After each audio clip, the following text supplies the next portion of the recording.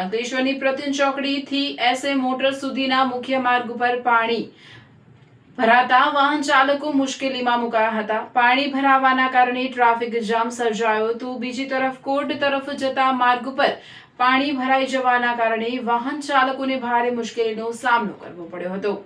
અંકલેશ્વરમાં વરસી રહેલા ભારે વરસાદના કારણે અનેક વિસ્તારોમાં પાણી ભરાવાની સમસ્યા સર્જાઈ છે। ત્યારે પ્રતિન ચોકડીથી મહાવીર ટર્નિંગ સુધીના મુખ્ય માર્ગ પર વરસાદી પાણી ભરાઈ ગયા હતા। વરસાદી પાણીનો કોઈ નિકાલ ન હોવાના કારણે માર્ગ પર ઘૂંટણસમાં પાણી ભરાઈ ગયા, જેના કારણે બંને તરફના વાહન વ્યવહારને અસર પડી।